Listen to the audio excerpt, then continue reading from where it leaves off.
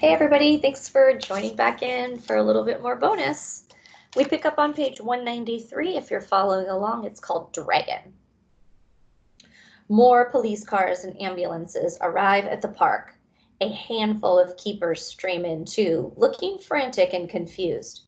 The weirdest thing of all, wandering through all the destruction, are random park residents, animals, birds, reptiles, residents who most definitely do not belong in gorilla world. A police officer is chasing an armadillo. A great blue heron watches the mayhem from her position atop a giraffe statue. A wallaby pokes his head out of a bush, his saucer eyes catching the fire engine lights. Nets! Someone yells, "We need more nets!" An older gentleman holding a blue umbrella lets out a blood-curdling scream. "Dragon!" he cries. "I swear to you, I just saw a baby dragon!" "Sir," says a keeper named Malik, "no worries. That's actually a Gila monster. His name is Gilligan." A paramedic raises his hand. "They have, like, venom, don't they?" "They say a healthy adult won't die from it," Malik shrugs, "although they'll be in some serious pain." "Wonderful," the paramedic mutters. I glance over my shoulder to see Sarah running toward Maya. I can't hear her words, but I could definitely see the worry in her eyes. Zena's ears tip forward. They're getting the cutters in the jaws of life. Jaws? I repeat. Don't like the sound of that. Spreads metal. They're probably getting close. Come on, we need to get out of the way. I ain't going anywhere. I hear you, she says, and I can tell from the weary sound of her voice that she's had this conversation before. But the best thing for Ivan right now is to let the humans do their thing. I think about it. Figure she's right. I give his fingers one last lick. They don't move. Nothing. Nada. We pick our way to the bottom of the debris pile. "Hang in there, Ivan," I call. "We love you, buddy." I know it's crazy, but I listen anyways, hoping for a sign, any sign, that he's still with us. This one's called Hugging. I run to Kenyaya. "Don't worry," I tell her. "He's gonna make it." I can tell she doesn't believe me. From there, I head over to Maya and Sarah and Ruby. Maya has a radio handset in one hand, for some reason, a young, squirmy meerkat in the other. Sarah kneels down and hugs me tighter than a sweater that she's ever knit. "Bob," she cries, "what happened to your nose? And look at your paw." Some dogs don't like to be hugged that way. I'm one of them. But Sarah needs to do it. I can tell somehow. So I let her. It isn't so bad, really. This one's called Loose. A new police officer joins us. "Officer Williams," she nods at Maya. "You're with the park, right?" "Yes, I'm Maya." "This," Officer William pauses, "we need to get this under control, ASAP. Winds are going to pick up and we haven't even hit the eye. Storm surge could be an issue. This one's moving slow." "We've got a skeleton staff here," says Maya, as the meerkat attempts to eat her earrings. "Early reports say maybe a third of the habitats are damaged or destroyed." She shakes her head. "And we've got some injuries, some possible fatalities too." "Human?"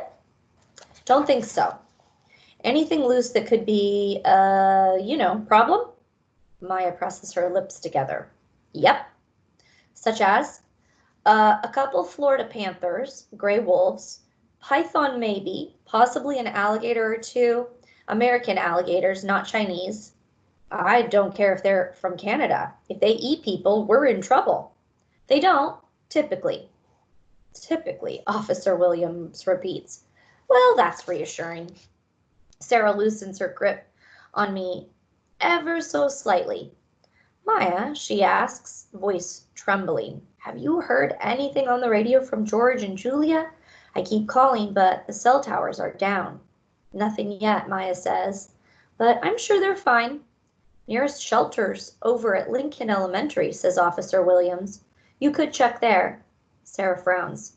They were probably here right before the tornado hit. We're searching the park, ma'am, says the officer. We'll find them if they're here.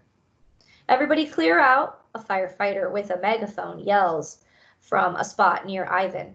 Could be danger of more collapse. We're working on this last metal beam. I look to see if Ivan's fingers are moving. Nothing. Hold on, Ivan, I yell. Nothing. Sometimes nothing is the worst sound in the world. Ruby lets out a little elephant cry, and then I realize maybe that's the worst sound in the world. CPR. The wind dies down to a whisper, as if the world is holding its breath along with the rest of us. Do you have any vets standing by? Asks Officer Williams as 2 more ambulances screech to a halt nearby. Yes, Maya nods. Not sure they'll get here, though. Officer Williams waves down an ambulance crew member. You ever give CPR to a gorilla? Primate's a primate, I guess, he says, but he doesn't look too sure. What's going on? We're waiting on equipment, but we're stretched pretty thin. Lots of structural damage on the north side of town, says Officer Williams. We're going to get a chain on that last beam. Try pulling it free with one of the cars. Somebody under there? A gorilla, we think. Not sure what else or who else. I look at all the cement, all the wood and metal. Nobody could survive that. Not even a silverback gorilla with the strength of 8 men. And yet, Ivan's fingers moved. And then they didn't. Several minutes pass. The rain slows a bit, along with the wind. The crowd watches as 3 firefighters attach a long chain to the metal beam next to Ivan, then hook it to the tow bar on the rear of a police car. Back up, folks, calls the megaphone guy. Further. The chain clanks, the car growls, the wheels squeal, grinding, groaning. Progress just a bit. The big chunks of metal has definitely moved a whisker or 2. More grinding. Wheels dig holes in the ground. Mud flies like thick brown rain. A lurch, a snap, clanks and rumbles as the big beam jerks free. The rescue workers move in, digging with their bare hands. Cement and dust and metal and bits and pieces of Gorilla World are everywhere. But where is Ivan? That's what's called no. No movement, nothing. But after a few more minutes, one thing is clear. A gorilla-shaped mound has appeared, covered by dust and dirt and debris and splattered with rain. It just lies there. I've lost a lot in my life, my whole family, Stella, but Ivan? It can't happen. Not Ivan. Miracle. The mound sits up. Gorilla ghost. Ivan emerges from a cloud of dust like a jumbo-sized ghost. He blinks several times, coughs, shakes, stretches a little. He's holding a banana, which he proceeds to eat. Everyone, and I do mean everyone, cheers. Here's the picture.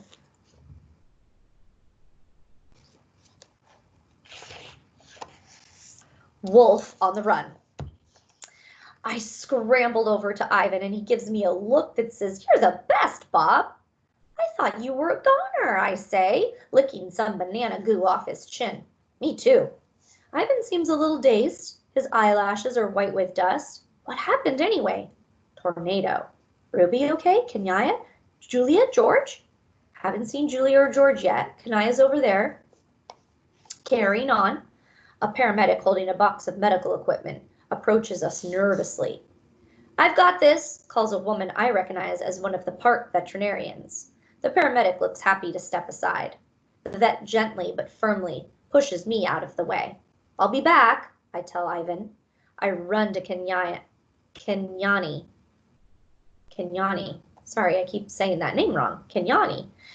He's good, totally good. The look of joy in her eyes makes me want to give her an affectionate nose nudge. Almost. From there, I join Ruby and Maya. I was so scared, Bob, Ruby whispers. Me too, I admit. Me too, but he's fine, I promise. We watch a pair of otters dart past, chased by a guy with a net. One of the firefighters who's been clearing debris yells, "We're clear here, no sign of other victims."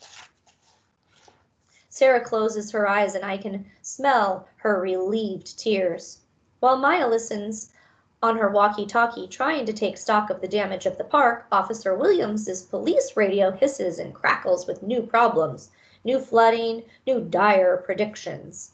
Copy that, she says into her radio. Even with the chaos and noise, I'm close enough to the radio to catch the tiny sounds of frantic barking. We've got a unit reporting the animal shelter down the street's flooding, Officer Williams says. Also, we've got a trailer park damage. We've got a trailer park damage on 12th Street, an oak down on Nelson Avenue blocking traffic, and a big rig overturned near the fairgrounds. And that's just for starters. Out of the corner of my eye, I noticed something airborne. It's graceful and bold, like a huge wingless bird. The crowd gasps. It's Kimu. He lands on the hood of Officer Williams' squad car. His eyes are gazed, his coat wet and shimmering. We've got a 1091 here, Officer Williams whispers into the receiver. Confirmed. Seems there's a wolf on the top of my vehicle. Slowly, she reaches for the pistol on her hip. Please advise. Stay tuned.